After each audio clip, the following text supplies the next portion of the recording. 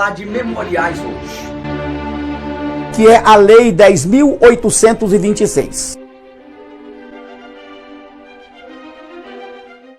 Olá, pessoal. Hoje nós vamos voltar a falar da questão do direito material, complementando a nossa jornada de legislação penal extravagante. Para isso, nós vamos então hoje falar sobre o CTB, Código de Trânsito Brasileiro, Lei 9.503 de 97. Vamos tratar só da parte dos crimes e não do aspecto administrativo, nada disso. Mas a parte criminal e a parte dos crimes, ela está no artigo 291 do CTB. Como sempre, nós já falamos aqui algumas vezes com vocês, o artigo 12 do Código Penal, da parte geral, diz que aplicam-se as regras da parte geral do Código Penal a toda a legislação especial quando ela não dispuser de forma contrária. O CTB, ele tem uma regra específica, uma parte geral própria dele para poder reger os fatos criminosos. Mas isso não obsta que sejam também aplicadas a parte geral do Código Penal. Até porque aquilo que não conflita, não há conflito, pode aplicar os dois, que não representa bis in idem. O CTB, ele fala lá no artigo 291 que aplicam-se as regras do Código Penal, do Código de Processo Penal e as regras da Lei 9.099 de 95, ou seja, do juizado especial naquilo que couber. A lesão corporal no trânsito, em regra, ela é do juizado especial. Por quê? Porque a pena máxima não ultrapassa 2 anos. Então, por esta razão, é um crime de ação penal pública condicionada à representação.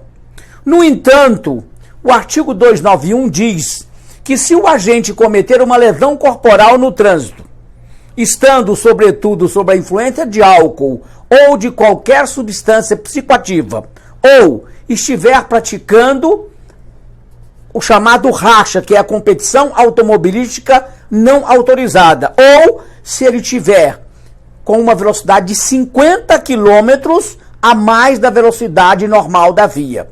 Preste atenção, meus amigos, que não é 50%, é 50 quilômetros além da velocidade normal da via. Quando acontece uma dessas hipóteses, muda toda a questão procedimental.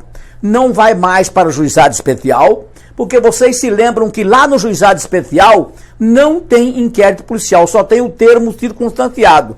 Mas quando acontece uma dessas hipóteses que acabamos de falar com vocês, aí neste caso o termo ele é imperativo no próprio CTB, dizendo que deverá ser instaurado um inquérito policial para poder, não é, apurar os fatos como um todo. E esta ação penal, ela também passa a ter uma ação penal pública incondicionada, ou seja, onde há o interesse do Estado em resolver toda essa questão. Então, meus amigos, tem também no CTB, no 292, fala sobretudo do aspecto relacionado com a proibição de se obter permissão para dirigir veículo automotor ou a suspensão da habilitação. Este tipo de penalidade, ela é de 2 meses a 5 anos, de acordo com o fato. O juiz vai usar os aspectos da dosimetria da pena para fazer uma aplicação proporcional em razão da gravidade do fato em si.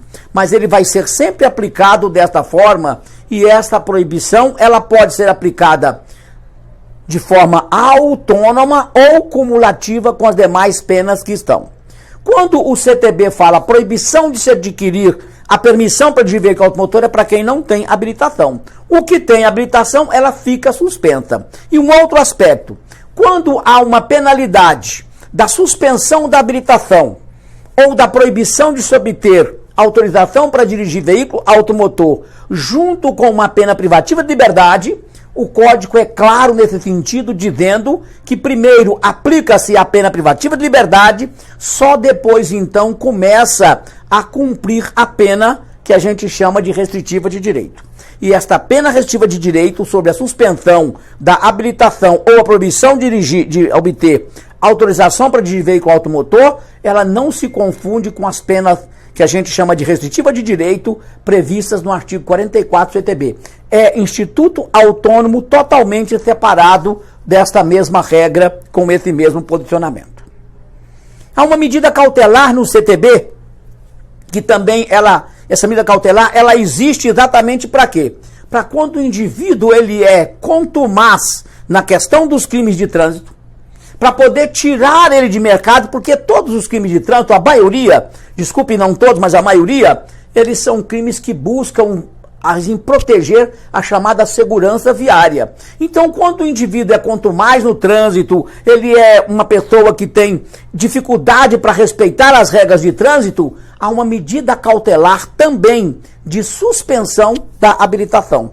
Essa medida cautelar, ela vai ser sempre decretada pelo juiz, mas pode ser mediante representação da autoridade policial, pode ser a requerimento do Ministério Público ou juiz de ofício, quando se tratar naturalmente do aspecto relacionado ao processo. De ofício, quando está na fase da investigação, o juiz não pode, porque vocês sabem que o juiz não age de ofício, ele precisa ser provocado para tanto. E essa medida cautelar também, o juiz vai aplicar de acordo com a necessidade de cada caso.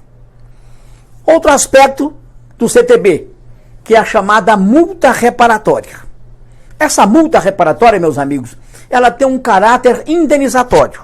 Tanto é que lá no próprio CTB está claro na redação do artigo dizendo que haverá a multa reparatória sempre que houver dano material decorrente do fato criminoso. É uma antecipação da chamada reparação do dano. Ela chama multa reparatória, ela é calculada sempre de acordo com o dano efetivo, tem que fazer um laudo para saber o valor do dano e não pode ultrapassar esse valor, porque ela não tem outro caráter a não ser indenizatório da parte da indenização material relacionada ao crime. Essa multa reparatória, ela é um instituto também autônomo que não impede que seja aplicado junto à multa penal, que é uma multa de trânsito. A multa penal, vocês se lembram disso, ela é sempre destinada ao Fundo Penitenciário Nacional e essa multa reparatória, ela é paga à vítima ou aos seus sucessores. Ela tem caráter indenizatório. E assim como acontece em alguns processos de indenização, se a pessoa que causou o acidente, o autor do fato, pagar uma multa reparatória e a vítima entrar com uma ação de indenização no cível, tem que abater esse valor que já foi pago como multa reparatória, assim como a prestação pecuniária lá do artigo 44 como um todo. Meus amigos, o Código de Trânsito tem regras próprias para a chamada agravante. Então é sempre observar as agravantes de trânsito, porque muitas agravantes que estão lá, elas já são componentes do próprio tipo penal. Como é que a gente deve fazer então durante o exame da ordem? Quando falar sobre um crime de trânsito, vocês na segunda fase podem consulta, ver o que o tipo penal contempla. No que ele contempla, você não aplica agravante porque é bis in idem, tem preferência à estrutura do tipo. Meus amigos, nós vamos parar por aqui, por hoje, e vamos continuar no nosso próximo vídeo. Nós queremos apresentar para vocês um livro que é vendido aqui na Verbo Livraria, que é OAB 5.000 questões. Esse livro tem uma importância muito boa, porque vocês estudam as matérias, depois vem a esse livro, responde as perguntas e afere para ver como é que vocês estão com o estudo. E mais ainda, toda resposta é comentada porque o autor comenta por que é e por que não é. Então a gente acaba fazendo, além de verificar a nossa condição, acaba reforçando o nosso aprendizado. Então, meus amigos, até o nosso próximo encontro, se Deus quiser.